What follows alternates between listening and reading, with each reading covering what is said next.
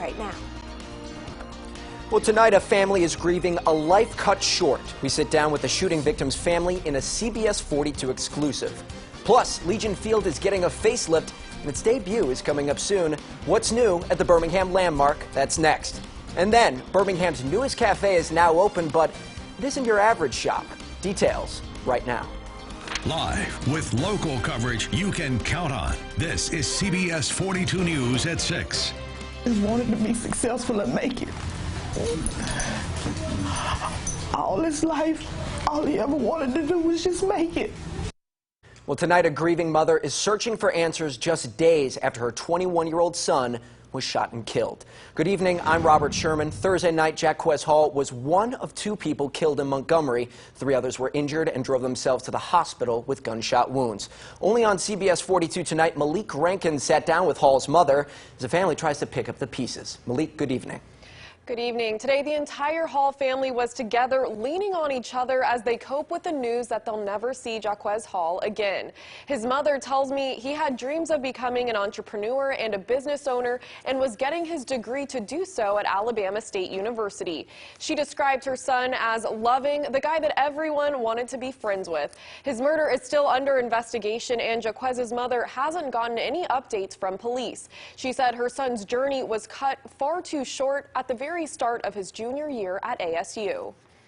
My baby had one day at school, just one day.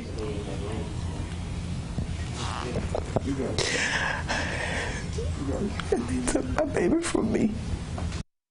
Police are asking anyone with information on this deadly shooting to call Crime Stoppers at 334-215-STOP.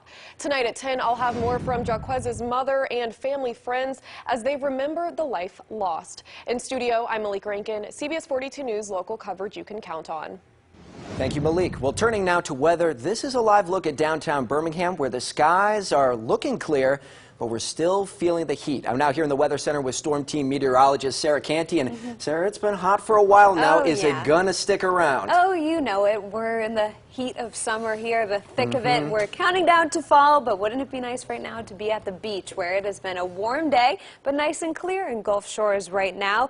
Current feels like temperatures are very warm. So if we look at the heat index, factoring in humidity, it is in the upper 90s. But relatively speaking, this is actually not as bad as where we have been the past several days. You probably noticed it's not quite as humid outside, and so while our temperatures are still very hot in the upper 90s, low 100s, it's not feeling like 110 to 115 degrees. So we'll take it this evening. 97 is what it feels like right now in Gadsden, 91 in Coleman, 97 in Birmingham as well. We'll all be out at Boiling and Bragging tonight at Crestline Village. So it's going to start at 6:30, so just about in a half an hour. So it'll be very warm to start out. We'll be in the upper 90s, but then we'll cool down to the upper 80s later in the evening. Clear skies this evening. We will stay dry today. Slight chance of rain tomorrow and better chances on the way. I'll let you know when. Coming up in my full Storm Team 7-day forecast. Robert. Thank you, Sarah. Continuing coverage tonight, the last of the 22 people killed in the El Paso mass shootings 2 weeks ago was laid to rest. Strangers and loved ones came together from all across the country to help a grieving husband say goodbye. Amazing Grace played as hundreds gathered to lay the final El Paso shooting victim, 63-year-old Margie Record, to rest. Record's husband, Antonio Basco, invited the public to help him mourn 2 weeks after the mass shooting that left 22 dead at a Walmart. Basco recalled their bond shortly after the attack. When I met her, she was an angel, and she still is. The couple had few relatives, and Basco had expressed concern that he would say farewell to his wife alone. I was supposed to be the strong one. I found out I'm the weak one. After word got out through social media, El Pasoans and people from around the country came to join him in mourning. Several thousand attended a visitation on Friday. Mariachi music played while Basco received hugs and condolences. We had plans on our life. We were going to live together and die together. At the close of Saturday's service, more than a dozen white doves were released as El Paso and the nation seeks to heal. And Basco and Record met around 22 years ago at a bar shortly after he quit riding rodeo in Omaha, Nebraska. Back here at home tonight, volunteers with the Alabama chapter of Moms Demand Action gathered in Kelly Ingram Park today in response to the mass shootings in El Paso and Dayton. The rally is one of many being held in states across the country. We spoke to organizers who say it's important to pay attention to gun laws all the time, not just after mass shootings. Well, I think that most people really only pay attention to gun laws after mass shootings like what just happened in El Paso and Dayton, but really what people don't realize is that there are 100 gun deaths a day in America and hundreds more are injured by guns. And so what we really want to do is make sure that that doesn't happen. We want to lower that number. We want to keep guns out of the hands of dangerous people. A total of 31 people died in the shootings in El Paso, Texas, and Dayton, Ohio, and dozens more were injured. New at 6, Legion Field's new turf is set to debut 1 week from today. This is the first time the turf at Legion Field has been replaced since 2006. The new turf is part of an effort to attract more sporting events in the city of Birmingham, including professional soccer and more college football. We caught up with Birmingham City Councilor William Parker, who tells us that this is all about ensuring Legion Field's longevity.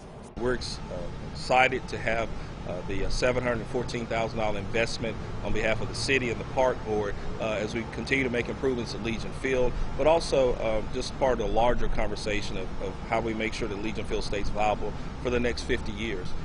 The new turf will debut August 24th during a doubleheader football game. Carver and Parker play at 4 o'clock. Ramsey and Minor play at 7. Still ahead here on the CBS 42 News at 6, what role does money play in Alabama politics? With the primary swiftly approaching, we sit down with political analyst Steve Flowers to break down campaign fundraising. Plus, you can enjoy your coffee and pet at a cat at Birmingham's new Cat Cafe. Those details are ahead.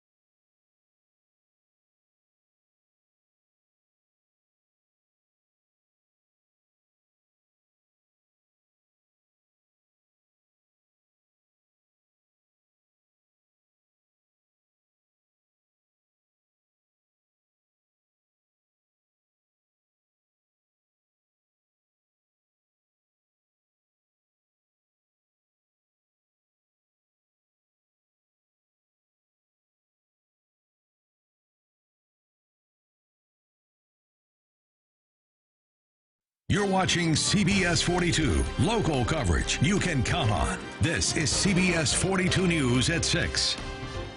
And CBS 42 is your local election headquarters. And while the primary election for Alabama's 2020 Senate race is still months away, the candidates are already on the campaign trail trying to raise money.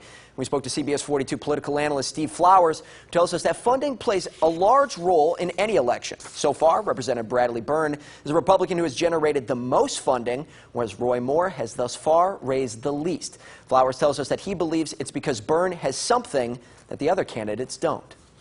Simply because he's an incumbent congressman, and in that position he's able to raise money out of Washington. The Washington formula is that's where most of the money which is raised for Senate and congressional races comes from Washington.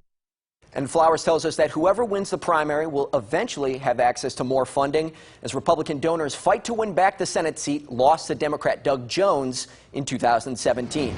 To news out of Huntsville tonight, NASA officials were in town this weekend to announce the Marshall Space Flight Center as the official home of NASA's next lunar landing mission. NASA Administrator Jim Bridenstine tells us that Huntsville will take on a large role in putting both men and women on the moon by 2024. The human landing system for the Artemis program will be developed in the Rocket City. This is not a decision that was made lightly. A lot of hard work has been done here in Huntsville over really well over 10 years now regarding landing systems. And although the Marshall Space Flight Center will lead the way, other parts of the landing system will potentially be built at other NASA centers. Coming up on the CBS 42 News at 6, a new concept comes to Birmingham where you can hang out with cats and grab a cup of coffee all in one spot. Those details are next. Heat sticking around through the rest of the weekend. We could be dealing with a few scattered showers tomorrow, but better rain chances on the way. I'll let you know when in my full Storm Team 7-day forecast after the break.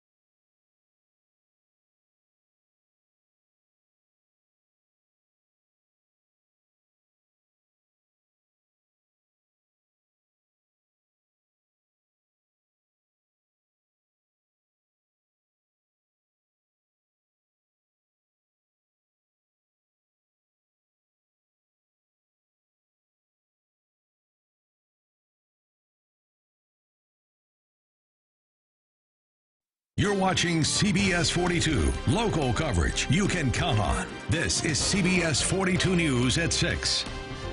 And new at 6, a CBS 42 digital exclusive. Alabama's first cat cafe is now open in Birmingham. Gatto's and Beans Cafe opened in Avondale on 3rd Court South back in July. And the coffee shop has a room dedicated to cats up for adoption. Customers can pay $10 for a drink and 1 hour to spend with the cats. Everybody is so nice, and everybody that's been in there has had a fantastic time. They come out, they're either excited or they're just smiling, and they're like, this was so fun. adoption and stuff like that. So we're getting a lot of really good feedback. Adoption fees for the cats benefit local animal shelters, and you can learn more about the Cat Cafe in our full report only on CBS42.com. And in consumer news tonight, get ready for the return of Baby Shark, this time to grocery store shelves. The popular toddler anthem debuts as a cereal this weekend, and the cereal with berry-flavored loops and marshmallows is on sale at Sam's Club locations starting today while supplies last. Walmart will begin carrying the product later in September, and Kellogg's created the cereal in partnership with Pinkfong, the Korean entertainment brand that made the song back in November of 2015. That's when the tune debuted on YouTube, and it has since generated over 3 billion views to date. And in health news, new findings suggest that aspirin could benefit certain breast cancer patients. Researchers at the University of North Carolina studied over 1,000 breast cancer patients, found that the risk of dying was lower among those who took aspirin. The survivors also had tumors that had specific DNA characteristics. And right now, you can enjoy a meal in Birmingham at a discount. It's the annual Birmingham Restaurant Week, which runs through August 25th. Organizers tell us that there are around 60 restaurants participating. And to see if your favorite restaurant is on the list, you can visit CBS42.com. Just search Restaurant Week. Happening today, the annual Boiling and Bragging football kickoff event. That comes back to Birmingham. Boiling and Bragging benefits the critical care transport team at Children's of Alabama. There will be a cookout, low country boil, kids activities, and more. CBS 42 is a proud sponsor of the event, and our own chief meteorologist, Ashley Gann, will be in attendance. The event begins at 6:30 at Odie's in Crestline Village. Now time for a check on the weather with CBS 42 Storm Team meteorologist Sarah Canty. And Sarah, it's been hot for the past few days. Is that going to be the status quo going forward? It is, and I know high school football starting very soon, and looking ahead to the first games on Friday, it's going to be a little hot in the stands. I know it's not going to be feeling like football weather just yet. It's in the upper 90s right now in Summerton, 97 in Birmingham, as well as Grandview, 92 in Hamilton. Really pretty looking outside. It is just a little hot when you walk out the door, but clear skies right now, and overall it actually doesn't feel terrible compared to what we were feeling like earlier this week. Humidity is actually just a bit lower, so the dew point is pretty low. You'll see that right now, that our dew point is mainly in the upper 50s. So whenever we see those temperatures in the right around mid 50 to low 60 range, it really doesn't feel too bad outside. When that number starts to climb, that's when it feels really oppressively hot, and when we get the heat index values in the 110 region. Not the case today. Was slightly cooler outside, even though it was still hot in the upper 90s. And we are still going to be hot again tomorrow, 97 for your high tomorrow. So we're going to continue this streak of unseasonably hot temperatures. And the difference tomorrow, it is going to be feeling more hot outside when you factor in more humidity. We got a break today. Not the case tomorrow. It is going to still be feeling pretty hot. Tracking the tropics, we have this disturbance that is right off the coast of the Carolinas. This has a very low-end chance of forming, only about a 10% chance of this developing over the next several days. But you'll see on Futurecast that off to our east, there will be widespread showers and thunderstorms, but for us, we are going to stay dry. So we won't be dealing with much wet weather tomorrow. We're going to see a mainly sunny sky throughout the day. A stray shower down to our south on Sunday, but better chance of rain on Monday afternoon. Still only around a isolated chance, so we'll call it around 30% chance of rain on Monday. And then as we move progressively into the week, that's when our rain chances will continue to climb. But for tomorrow, it is going to be hot, so we're going to be in the low 100s, possibly for some, upper 90s for most. We'll see a mainly clear sky with just a little bit more cloud cover than what we saw today. With that more humidity working its way, that means we're going to see a little bit more moisture to work with, not in the form of rain, just in the form of cloud cover tomorrow afternoon. So just expect a mainly sunny sky with a few clouds and very warm. In West Alabama, we're going to be at or near the 100-degree mark. So a hot streak through the weekend will continue, but looking at the Storm Team 7-day forecast, we will start to cool down just a bit as we move later into the week. That's going to be because of more cloud cover as well as isolated to scattered storms each and every afternoon. So upper 90s tomorrow. By the beginning of the week, better chance of rain. Not going to rain consistently. These will be your typical summer afternoon pop-up storms. We'll stay in the low to mid 90s through much of the week with really isolated storms each and every afternoon. That'll continue through the beginning of next weekend. Robert. Thank you very much, Sarah. Well, Alabama hit the field for its second scrimmage of fall camp. We'll head to Tuscaloosa and check in with Nick Saban. That's next in sports.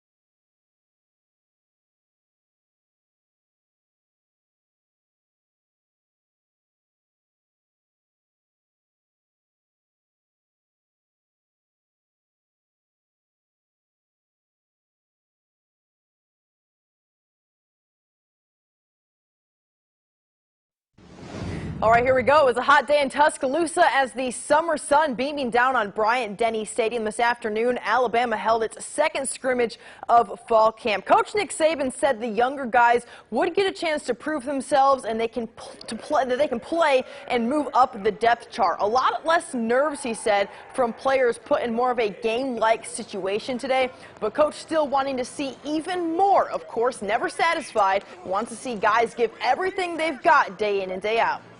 You know what I tell players all the time, give us 100% of what you got. Some people think if they're not 100%, they really can't play. We need you to practice and give 100% of whatever you got. I mean, that's how you get better. I mean, there's nobody that's 100% right now. We practice how many practices in the last whatever, and it's been 97 degrees every day. I mean, who's 100%? Loving that, some of that Saban wisdom. Meanwhile, the quarterback race continues on the Plains as fall camp turns to game prep sooner rather than later. 2 scrimmages in the books for Auburn, and offensive coordinator Kenny Dillingham is on record saying that he expects both Pinson Valley grad Bo Nix and Joey Gatewood, the red shirt freshman, to play for the Tigers this fall. There's a very good chance we'll see both guys against Oregon week 1. Stay tuned on a possible decision from Gus Malzahn this week. Meanwhile, the high school football season is right around the corner. Two-a-days checking in with the Carver Rams and head coach Rod Carson. Rams struggled last year in region play, but hope to see some young talent step up when things kick off a week from today against Parker. You really get to see who are your leaders, that when things are going wrong, who's going to step up and say something. Let's not worry about what we're going through. Let's worry about the finish. Great, you know. Got my main man back in action, you know. Ready to just prove a lot of people wrong. Good mentality to have. In just about 30 minutes, the Birmingham Legion kickoff against Memphis. Legion taking a 5-game shutout streak into its final home game for the rest of the month. The Legion sit just above the playoff cut line and hope to improve its position in the back half of the season. It feels great. I mean, the locker room's buzzing right now. We're on the right track. There's still a lot of season left to go, and we want to keep putting them together. So being consistent down the stretch is going to get us into the playoffs and where we want to be in the postseason. And the BMW Championship third round, Tiger Woods making money moves with an impressive birdie, but a long one there on 16 to go 7 under. But the day belongs to the Bama boy, Justin Thomas. His third shot on 5 rolls right up to the pin for an easy birdie, and that was not his best shot of the day. Thomas leads after 3 rounds. He had an incredible course record 61 on the day. Again, that wasn't even his best shot. It was a nice one, but I'll have even more highlights from Justin Thomas ahead at 6 o'clock. Sarah? And if you're going to Boylan and Braggon with us tonight, it will be hot to start out. We'll be in the upper 90s, but cooling off by the end of the event by around 9:30 to the upper 80s. So it is going to be a warm evening, but hey, we cannot complain because we are not dealing with rain this evening for that event. And we'll stay mainly dry again tomorrow. Better chance of rain as we move later into next week. That'll help to break the heat just a little bit. We'll be in the low 90s as opposed to the upper 90s, low 100s like what we saw today and what we will be seeing again tomorrow. So we'll be slightly cooler through the week. Obviously, if we don't see the rain in your area, it's going to be hot, though. We'll be in the mid to upper 90s where there's no rain. Going to be a lot of heat with football season right around the corner. Simone, you ready for it? Well, that's just about all the time that we're going to have for tonight, but be sure to join us tonight for CBS 42 News at 10. More coverage you can count on also on our CBS